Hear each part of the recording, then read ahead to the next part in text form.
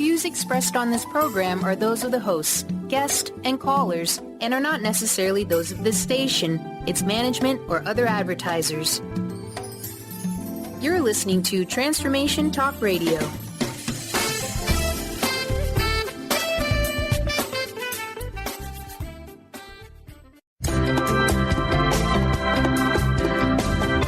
Voices of Women is a talk radio show that gives voice to the personal stories of women. It will inspire women and enlighten men to follow their dreams and create positive changes in their lives. Whether the audience listens to best-selling authors or a layperson like themselves, they'll realize there are others with similar experiences and feelings to their own. This show will give women tools they can use every day, which will empower them to step out of their boxes and create the changes they desire in their life. Kris inspires women to find their voices, speak up, and become leaders of their own life. Everyone has their gifts to share with the world, and it's time for women to work together to bring honor and respect to the feminine voice, which is within all people, men and women. Topics include personal growth, spirituality, creativity, leadership, and divine feminine. Now here's your host, Kris Steinnes.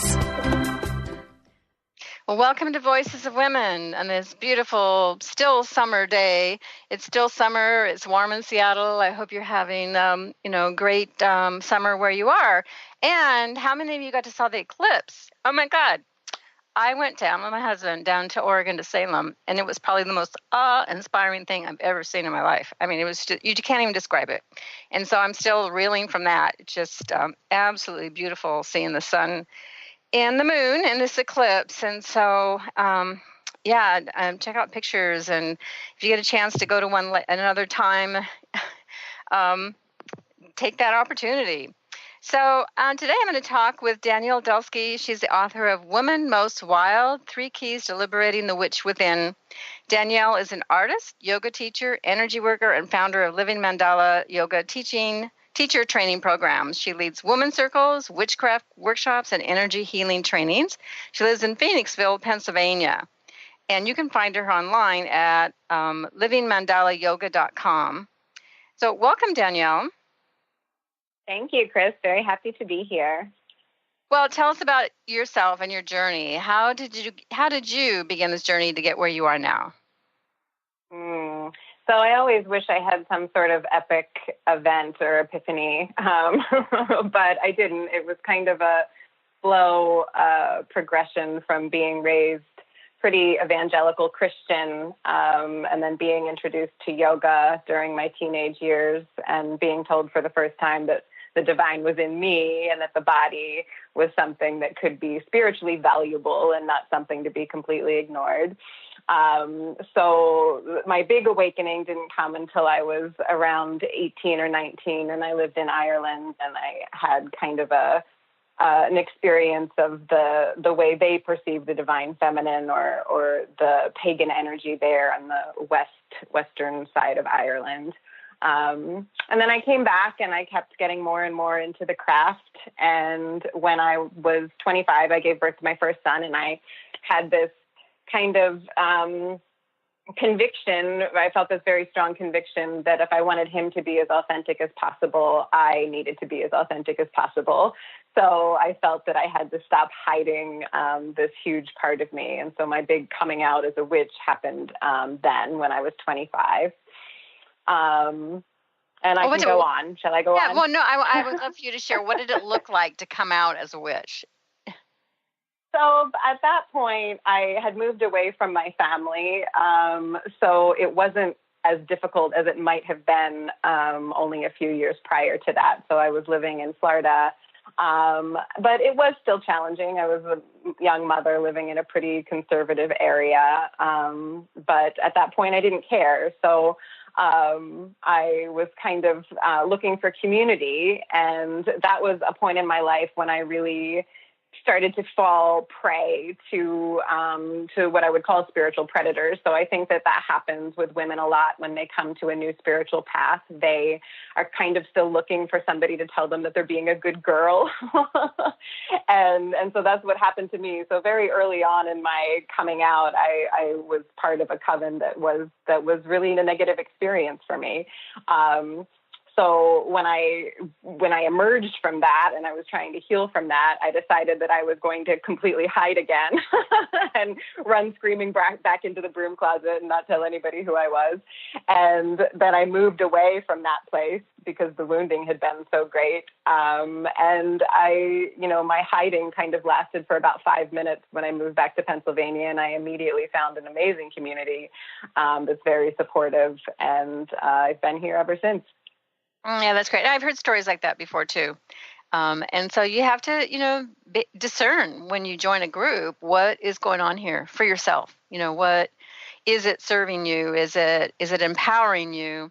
And all those questions. I'm sure your book probably helps people with that. So let's get to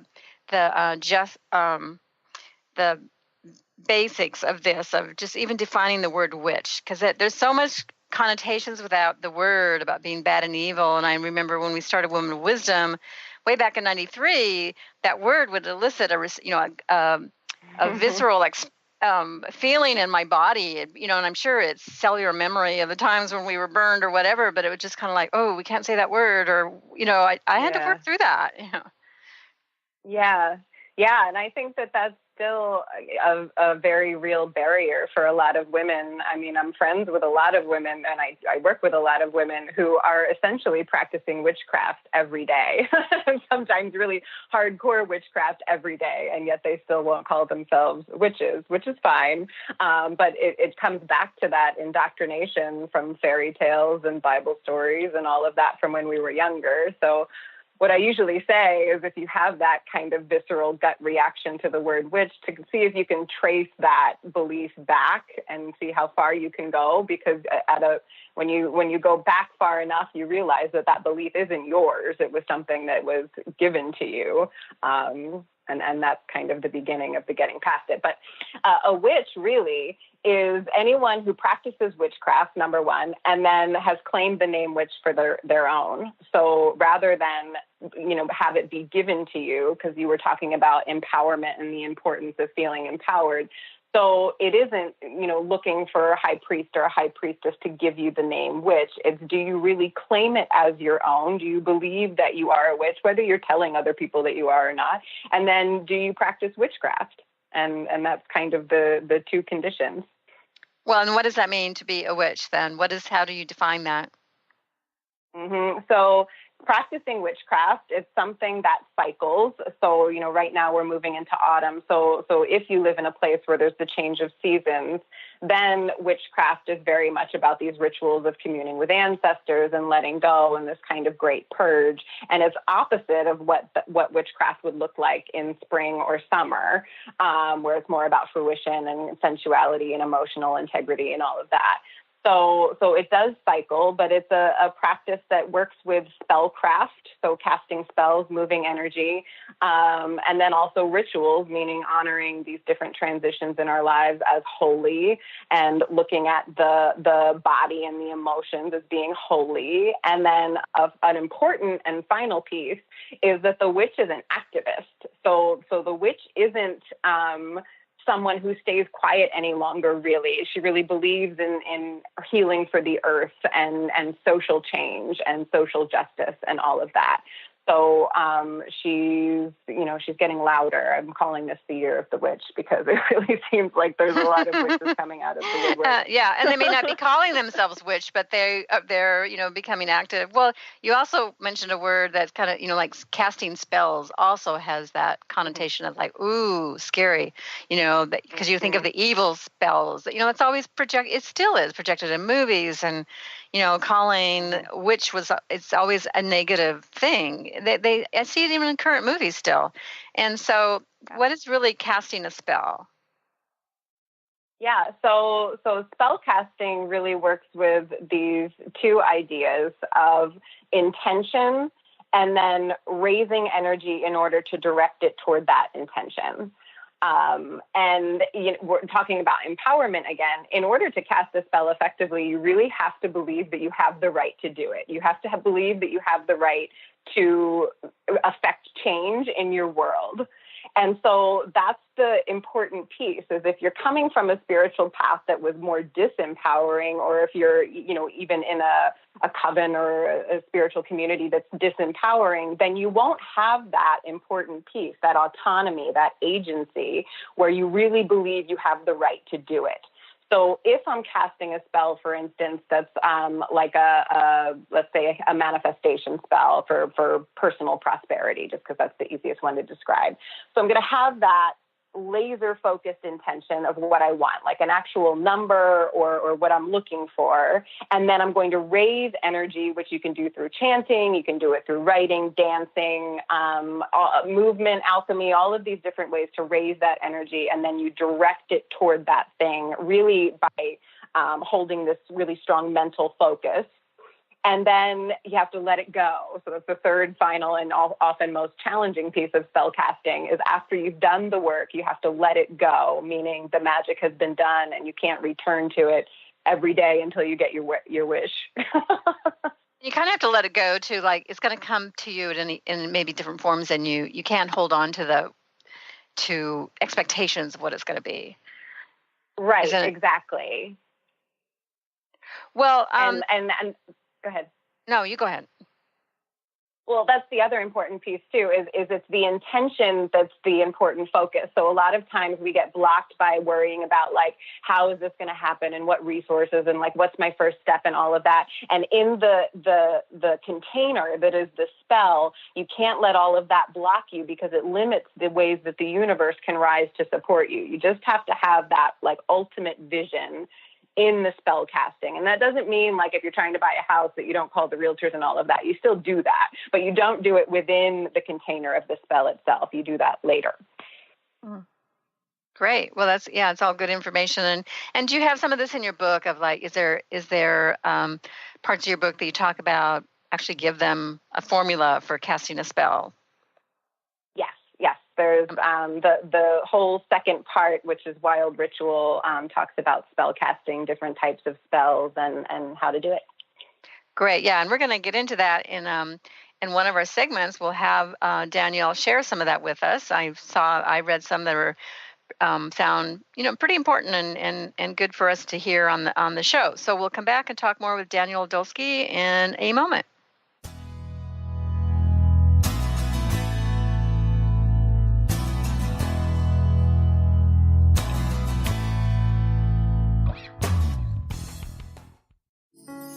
Are you ready to stop stress, anxiety, and low self-esteem from running your life? Join award-winning author Dr. Friedemann Schaub for Empowerment Radio and learn breakthrough solutions to switch out of survival mode and approach every day with great ease, joy, and purpose. Tune in the first and third Wednesday at 11 a.m. Pacific to Empowerment Radio with host Dr. Friedemann Schaub on Transformation Talk Radio. Visit thefearandanxietysolution.com to learn more. Calling all moms, it's time to awaken your vibrant, intuitive, loving self in every area of your life. Join host Debbie Pokornik as she shares thoughts, stories, and tools to help you stand in your power. Listen to Vibrant, Powerful Moms helping everyday women create extraordinary lives. Mondays at 2:30 Pacific, 5:30 Eastern. For more information about Debbie, visit empoweringenergy.com. That's empowering with letters NRG.com. What is a brilliant culture, and how do we create them? Why are they important? Claudette Rowley has created a breakthrough 5-step process to help you align your culture with your business strategy for exceptional results. Looking for a culture that drives organizational excellence? Listen to Cultural Brilliance Radio, the second and fourth Friday of each month at 10 a.m. Pacific and 1 p.m. Eastern on Transformation Talk Radio. To learn more or work with Claudette, visit culturalbrilliance.com.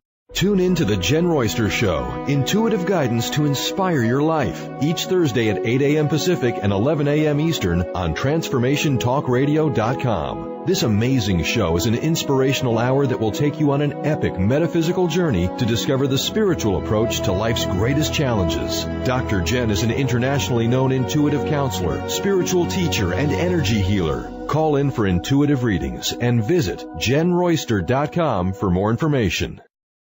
To see your life from an angel's perspective, book a personal consultation with Claire Candy Huff, angelic walk-in angel Ariel at Angel Healing House. Candy provides intuitive counseling, Reiki, and angel readings in person in Los Angeles or nationally and internationally via phone or Skype. She will channel the practical tools you need to transform your life. Call now, 831-277-3716, or visit angelhealinghouse.com. Are you searching? Looking for a sign?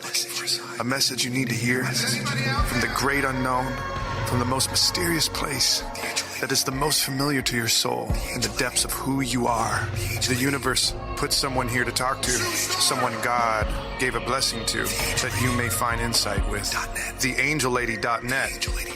1-800-323-1790.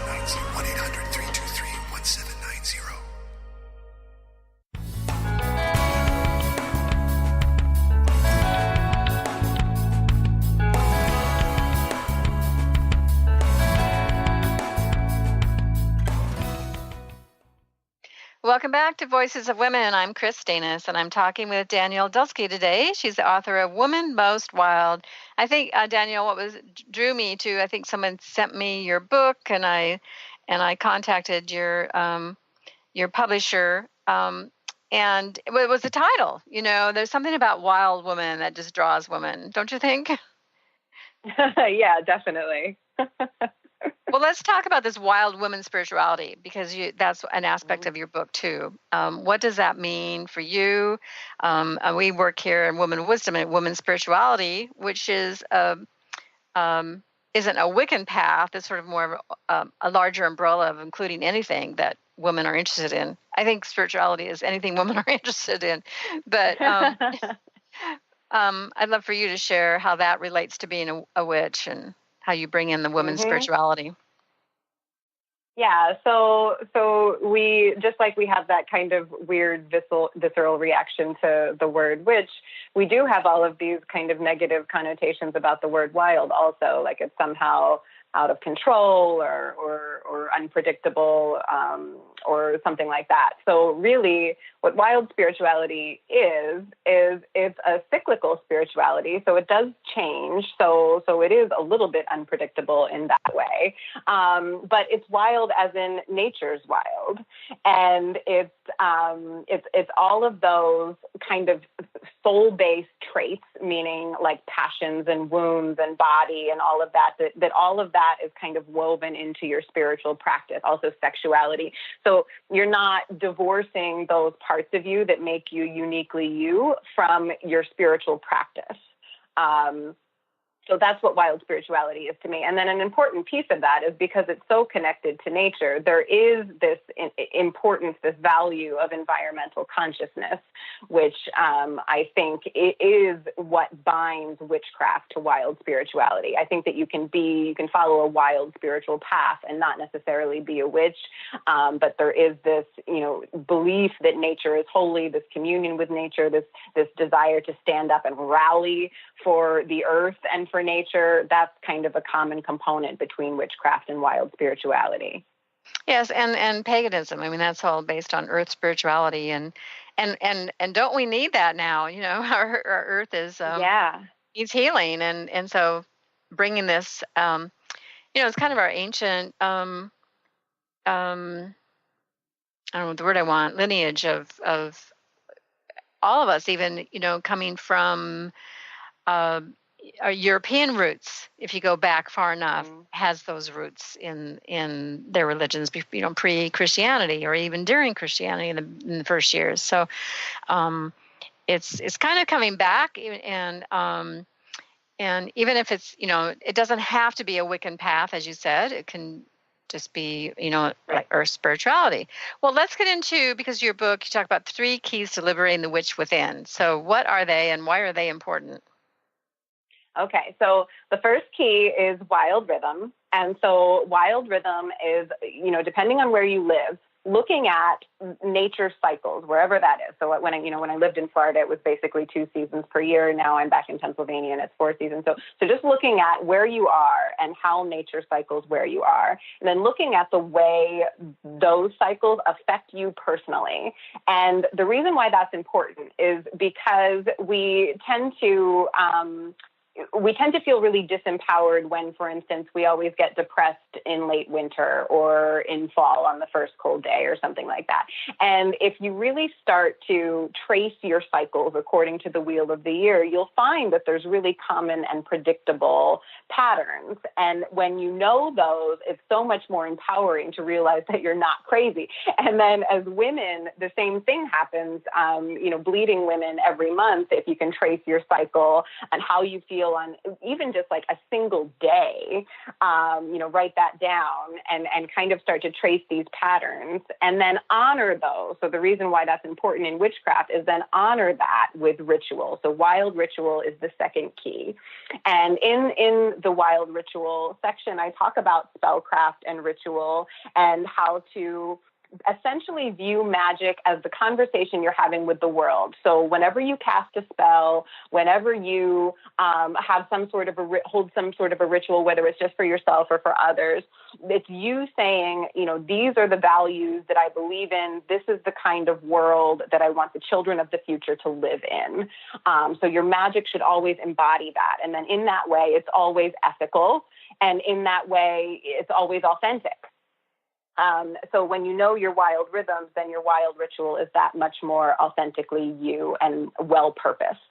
And then the third and final key is wild circle. And so that's the piece that that's a little bit more controversial because, it's not that you're less witch if you're a solitary practitioner who only casts spells in her living room. I was that for many years, and then I wasn't again, and then I was again. So it is something that can kind of cycle, like your craving for sacred solitude is important also. But when you're with a community of people that are really seeing you and letting you be heard, and you're able to speak about your spiritual path, your witchcraft, alongside very mundane things like, taking the kids to the doctor or whatever it is you have to do, going to work, it makes it more well integrated into the everyday. And it doesn't just feel like your witchcraft is this like additional layer that you're like, putting on top of the rest of your life, or you're like keeping in the closet or whatever and just bringing it out when you want to. When you really have a community, even if it's a community that just meets once per season, it makes your voice seem important. It empowers your agency that's so important for spell casting. It really is an important piece that I feel we do need, even if the spaces between our circles are very few and far between. Well, yeah, I work in circles here, and it's important to connect with and be in community and just witness everybody and support each other. Women need that more and more. I know there's a lot of times we feel isolated, and we're so busy in our life that to take the time to be with a circle of like-minded women, whether it's a Wiccan group or it's another kind of spiritual group that you're coming together to share who you are. And it strengthens you too. You get validation. And then when you go out there in the world on your own, you have that strength of a woman behind you. It's like you feel them holding your back. Yes. Right. Yeah. Exactly. And we absolutely do need that now more than ever. So how about the question for some people who might wonder, can I be a witch and also be religious? And that blend. Yeah. I think that they can. I've seen them blend beautifully. It's witchcraft is a very personal practice. That it doesn't have to be a religion. Wicca is really the religion of witchcraft. So for me, there is and has always been a difference between Wicca and witchcraft. Witchcraft is more of a practice. It is a spiritual practice, but it's more of a practice. So you don't have to necessarily work with deity in order to work your witchcraft. You don't have to necessarily, believe in deity, apart from, a higher power. So if you're able to reconcile that with whatever the religion is that you're working with, and if that religion, importantly, doesn't disempower you enough that you can't work your witchcraft, which is difficult, it has been difficult for me, certainly. I was raised born-again Christian, and I went to a born-again Christian school and church twice a week. And for me, in my head, I can't understand how I could possibly reconcile the religion I was raised in that was very disempowering with my witchcraft. Now, I'm not saying that there's other people that can't do that wonderfully, but for me, I can't see how that would happen. So if you feel empowered by a religion as you feel empowered by witchcraft, and you don't feel that those two are kind of clashing against each other, absolutely, I feel like they can coexist in a spiritual practice, for sure. Yeah, I know somebody who does do that, and but it's personal. You got to feel like you're welcome in both communities, that you can be there authentically. I think that's the word. That it's being authentic in your life, and so I would love for you to, and because we'll go more into it in the next segment, but in starting out, what do you suggest for women to do to start to bring a Wiccan practice or to bring a ritual into their lives?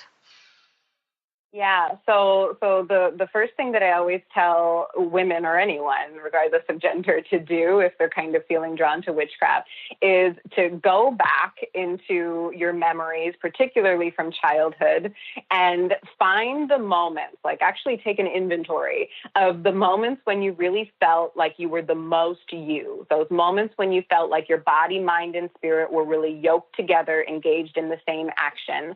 So for some people, that's gardening or dancing, or watching the sunrise or something, or writing, doing some kind of creative work. But look at those times when you felt like you were the most you could possibly be, from childhood all the way up to now, and then trace the patterns.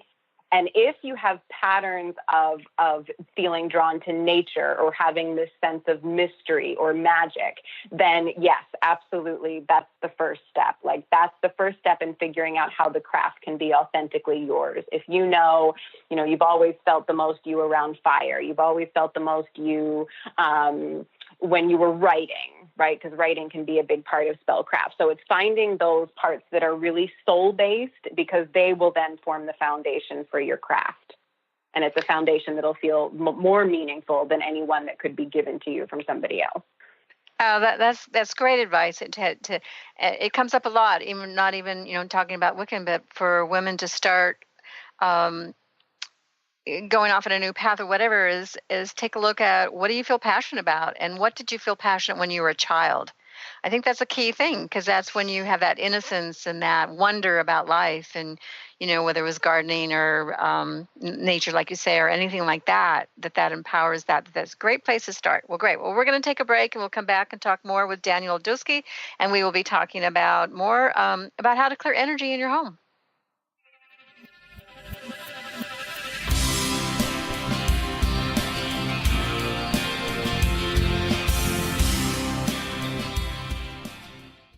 Are you stuck in unhealthy habits, toxic relationships, and low self-esteem?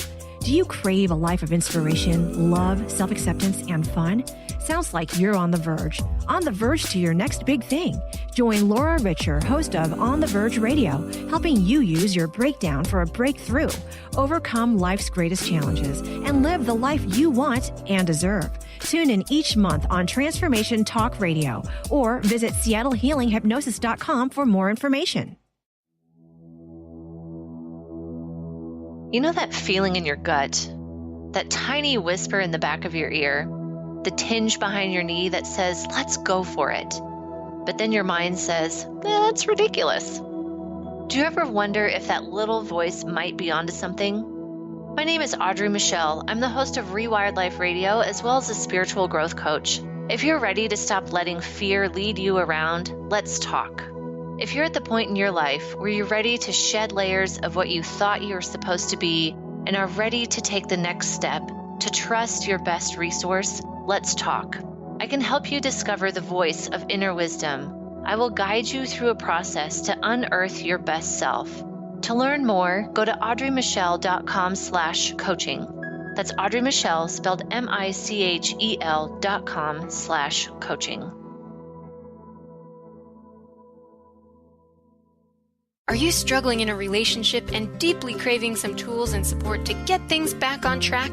Do you crave having a loving, compassionate relationship with Mr. Right, but always seem to pick Mr. Wrong? Well, Sarah Luce can help. She's created a 4-week online course starting September 28th that will teach you how to shift your energy and behavior to have new transformative outcomes. And you're going to get a personal one-on-one session with Sarah to ensure you get powerful, personal results. Sign up today at sarahluce.com. A word of caution: if you prefer the status quo and you are not interested in improving every aspect of your life, this book will trigger the shift out of you. The Truth is Funny, Shift Happens is available now.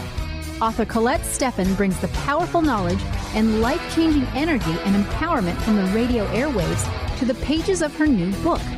To get your copy in paperback or ebook, visit thetruthisfunny.com today.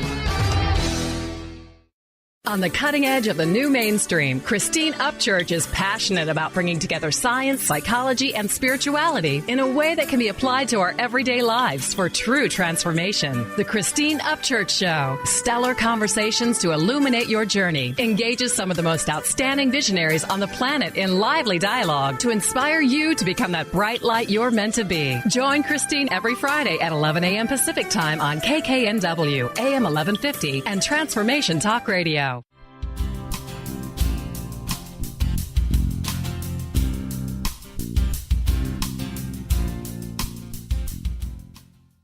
Welcome back to Voices of Women. I'm Kris Steinnes, and today we're talking about Woman Most Wild by the author Danielle Dulsky.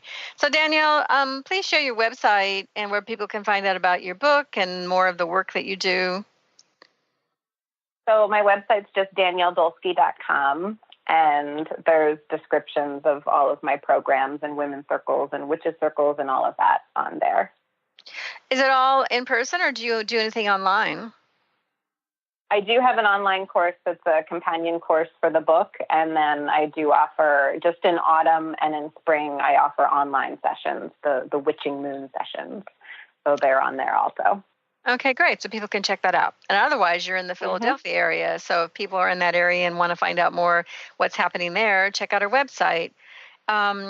Okay, so we mentioned that about information you have in your book about clearing energy in your home. And I think that's also a nice thing to, you like to come into a home that feels like good energy, and you can feel when you go to other people's homes, like when the energy's good, or you feel kind of like, oh, what's going on here? It's a little weird. Yeah. Yeah. And I think it's probably the number one question that I've gotten that's like witch related is how do I do space clearing? So I put it in the book because it is important. Should I walk everybody through it? Sure. Okay. So the first thing, there's a little bit of prep involved. So you really want the home to be as decluttered as possible, which I know is a challenge. But it works really nicely if you're moving into a new space. So before you put all of your furniture and boxes in there, if you can clear the energy before all of that goes in there, that's best.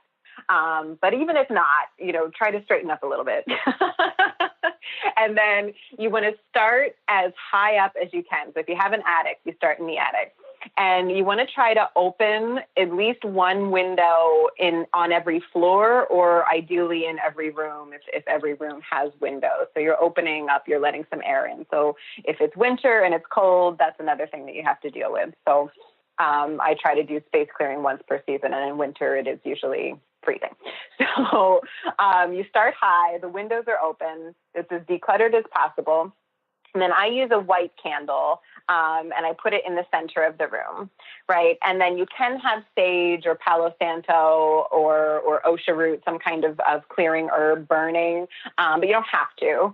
So a white candle, you start at the center of the room and you move counterclockwise, kind of spiraling out from the center of the room where you've put this white candle. So if you can picture that, you're kind of spiraling out slowly from the white candle at the center of the room, and you're moving toward the walls. And as you're spiraling out, your intention is to push the stagnant energy away. So as you approach things like cabinets or closets, you do want to either clap or ring a bell or do something in those spaces where you can break up whatever stagnant energy might be in there. And you go all the way around, and then you come back to the center, and then this time you move clockwise. And as you move clockwise, you are bringing the good energy. So some people like to work with a mantra at that point where, you're bringing love and light or something like that, or some kind of a nicer mantra. So the first time around, counterclockwise, intention is to push away stagnant energy or clear. Second time, clockwise, intention is to bring love and light. You start high and then you slowly move down. You have to kind of work with the transitional spaces like hallways or foyers or something like that. You really have to get creative sometimes on how to work your way through those. But you start high and you move low, and you can put salt along the doorways and windows for extra protection. You could also use garlic if you wanted, if you're okay with the way that smells. But that's a protecting herb also. And some people also put sage sticks near the windows or the doorways. But doing that once per season, it really does clear up whatever's been left there from the season before, from the guests that you've had in your house that maybe brought less than positive energy, from any, communication that just felt bad. All of that can get stuck there. So space clearing is a really good practice to take on. Yeah, and I'm looking in some of my rooms and going, well, I can't walk around in a circle. Yeah, where things are. I crawl over a lot. Oh, so there you go. Okay, so I know this is described in your book, so people can go check that out too. Because and they can always go back and listen to this. It's in the archives. So if you want to hear this again because you didn't get to write it down, it's usually up on the website for the transformationradio.fm the next day. So you can check that out. So now also one of the things that you work with is the moon. And I know you talk about that in your book. And what's a simple ritual for listeners to do at home to awaken their wild woman spirituality with the cycles of the moon? Yeah. I mean, I think that it can get kind of fluffy sounding, wild women and talking about the moon, but it really is a powerful force because it mirrors the cyclical feminine. So, my first really powerful, witchy experience was as a teenager staring at the full moon, and I was having kind of a dark night of the soul moment. And my family was driving me crazy, and I just one of those teenage angsty moments. And it felt very maternal, like I was, being held by this kind of full moon force. So there is something holy about the moon. And I don't think that you have to, claim that it's part of your religion or your spirituality in order to honor this lunar energy that is feminine, because I think that we all kind of have that sense of homecoming when we work with it. So because we're in a waxing moon cycle, a full moon spell, and I'm trying to think of when the full moon is coming up. I believe it's September 6th in the northern, yes, September 6th. So a full moon spell would be great for manifestation. And so what you might do is think about what you really want for the autumn season. So the harvest moon is kind of the first of the autumn moons. So what is the next chapter of your life? And then what is the one pivotal scene in that chapter that really embodies this whole harvest moon or autumn chapter? And really get that laser focused intention. What are you doing in that pivotal scene? Who are you with? What do you hear? What do you smell? All of that. And see if you can really be there with all of your senses. If you feel drawn to actually writing it down, if you're a writer, that can work really well because all of your energy goes into the writing. You could also create a piece of art or a spell bag or something like that. Spell bag meaning, a bag that has symbols of that intention in there. And then you can, if it's in your practice to cast a circle, you could cast a circle. I have it described in my book, How to Cast a Circle. A circle is really just an energetic container for holding the energy. And it's not completely necessary. So if that feels weird to you, calling to the directions in order to cast a circle, you don't need to necessarily. So your manifestation spell, you just have to try to, raise energy in whatever way feels right. So creative work, dancing, you could have a mantra, like the mantra that I've been working with a lot lately is yes, thank you, more please.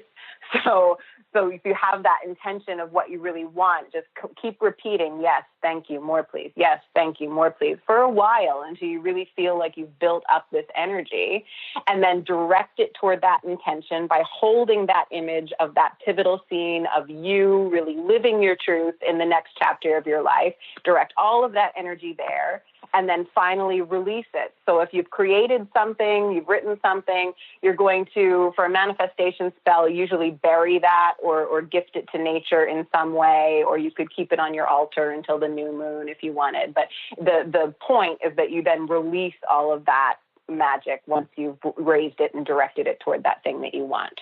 Then you have to let it go and be at peace. Mm-hmm. And let it happen. So a good time is full moon to do the kind of manifestation rituals.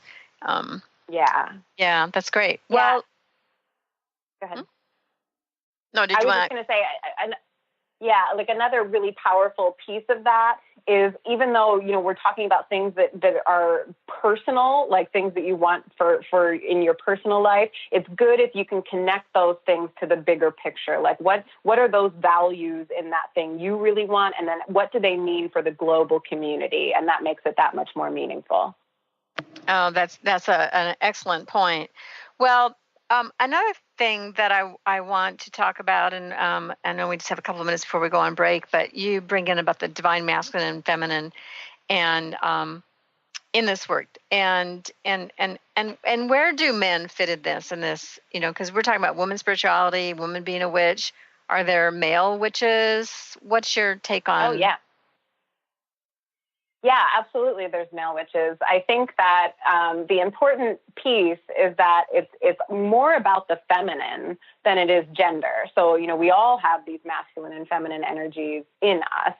And so it's working with those and honoring that the feminine has been very much suppressed by patriarchal religion. So that's an important piece. And being able to, empower the feminine. So meaning, the earth and body, emotions, all of that. We have to empower that in our spiritual practice, regardless of what our gender is. Does that make sense? Oh, yes, for sure. Yeah, it is not about gender.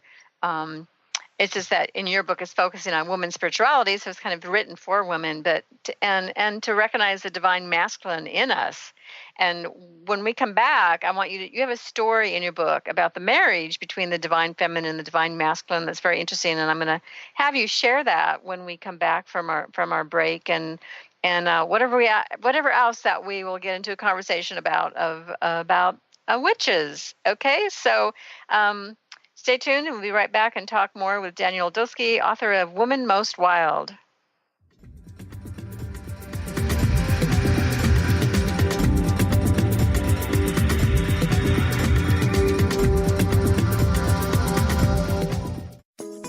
Get ready to experience Truth Talk Radio with host Deb Acker. Tune in to Truth Talk Radio each Wednesday at 3 p.m. Pacific on TransformationTalkRadio.com to illuminate the truth in your daily life as you experience life, love, and abundance from a whole new perspective. This hit show will leave you feeling lighter and bring you into a place of infinite possibilities every day in every way.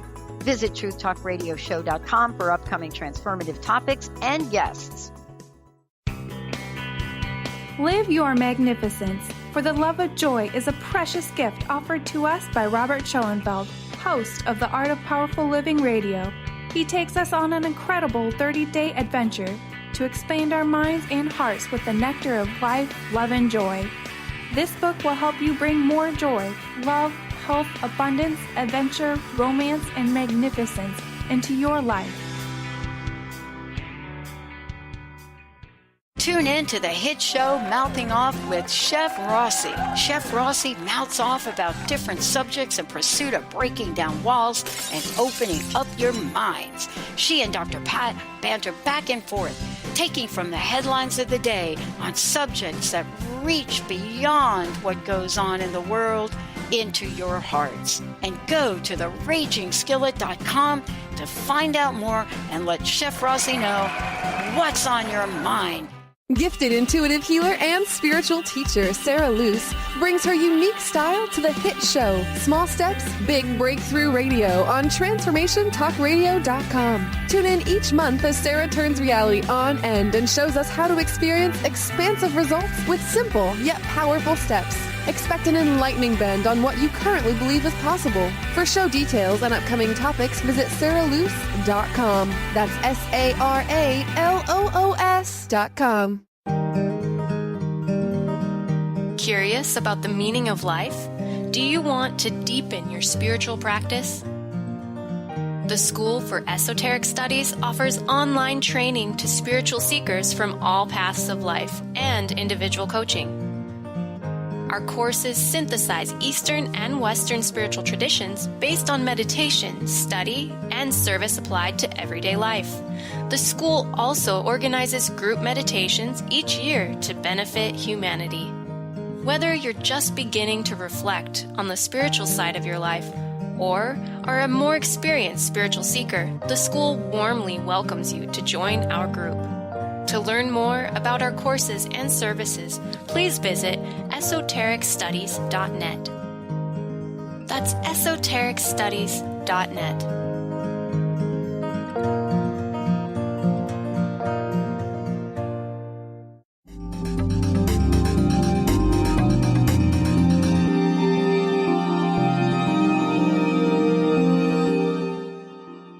We're back on Voices of Women. I'm Kris Steinnes, and we're talking about Woman Most Wild with author Danielle Dulsky. So, as I said, you have a story in your book about the marriage between the divine feminine and divine masculine. So I would love for the audience to hear that, because I think it's a very interesting perspective on that marriage. Yeah. So it's not mine. It comes from Celtic tradition, this story, the traditional pagan myth of the Wheel of the Year. And you kind of have to get past the idea of God and goddess in terms of like a gender deity, but being more indicative of the feminine and masculine. So that's my little preface.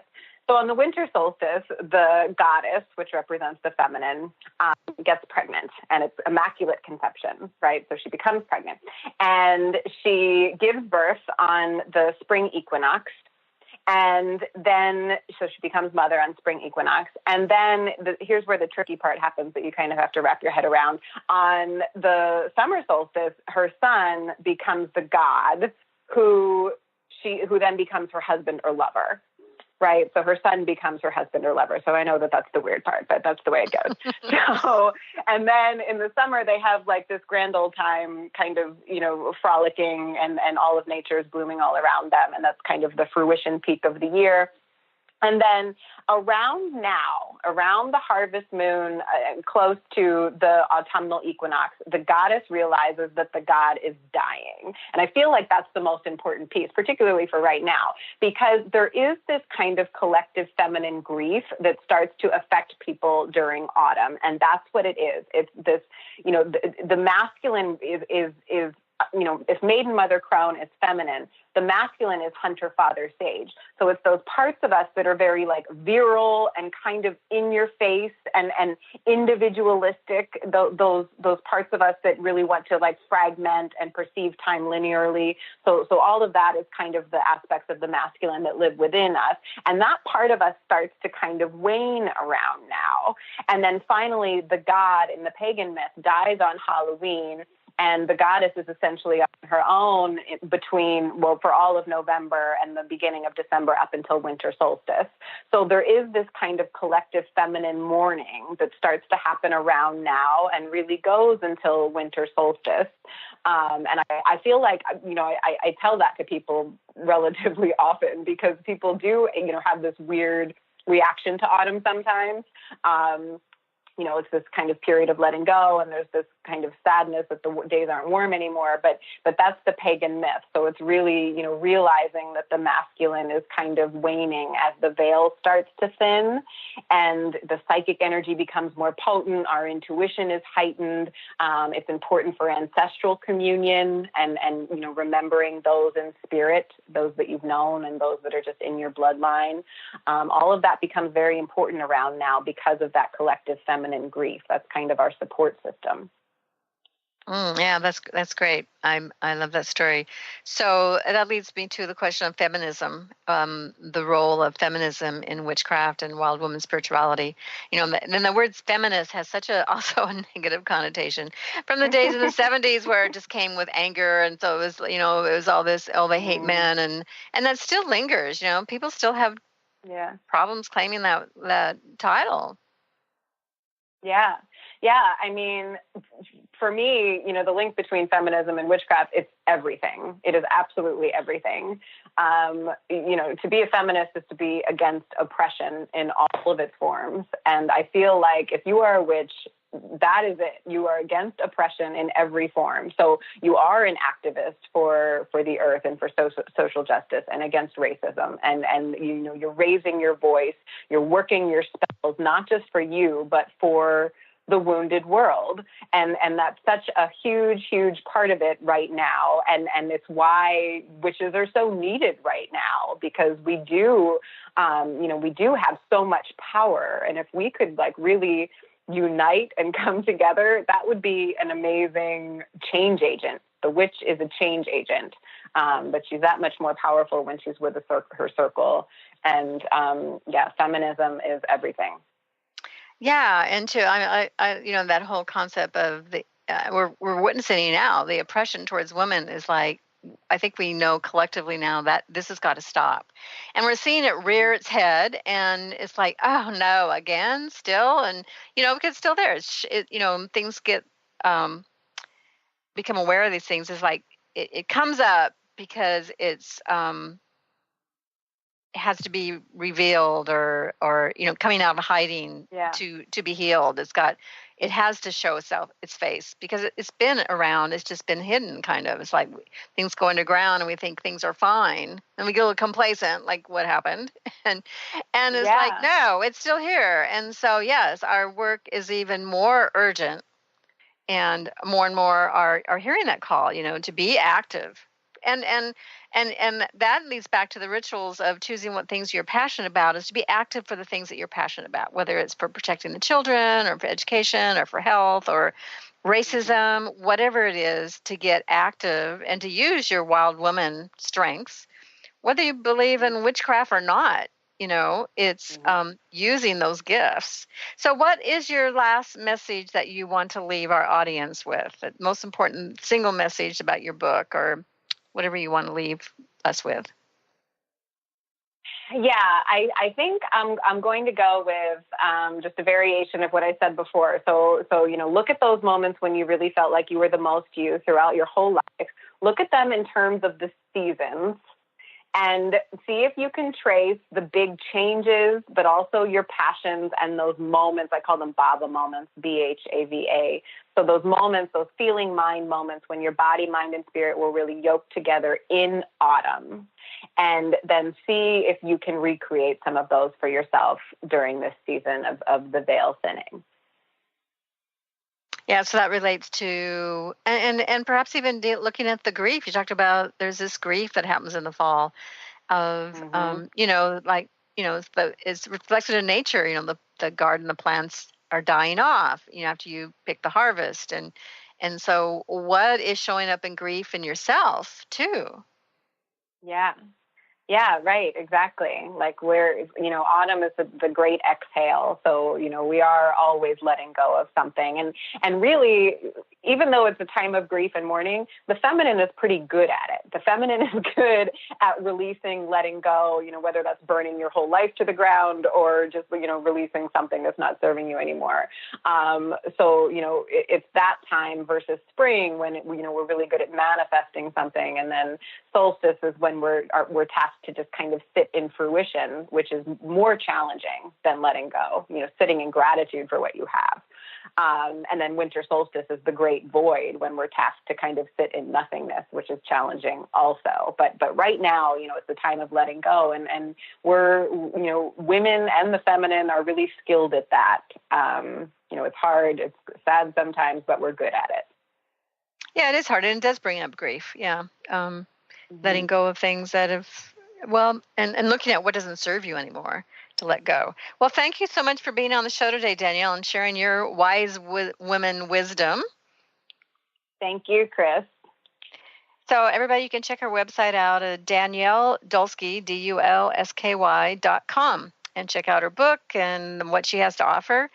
And I also want to announce we're just even less than a month away, about 4 weeks away from our big fundraiser for Women of Wisdom in Seattle. We're doing, it's called A Tree of Life, celebrating our cultural diversity. We have a Muslim woman speaker, Annalie Afzali, speaking on American and Muslim, a woman's experience. She's the founder and director of the American Muslim Empowerment Network. And also BJ Long from Australia, who does Circle Ritual. And you can look at everything on our website at womenwisdom.org. Just look for the benefit dinner and purchase tickets there and support Women of Wisdom on that September 18th. And also, I welcome you to check out my book, Woman of Wisdom, Power in the Dreams and Spirit of Women. And it's all about the divine feminine and exploration of it with many different voices from art, poetry, stories, amazing speakers that have been at our conference every year.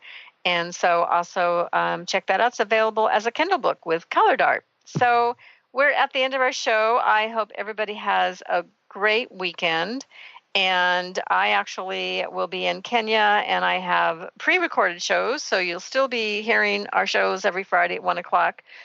I've had some amazing authors on the show that you're going to be hearing in the next 3 weeks, so I hope you look forward to that and check them out. So, okay, it's time to say goodbye. Have a great weekend.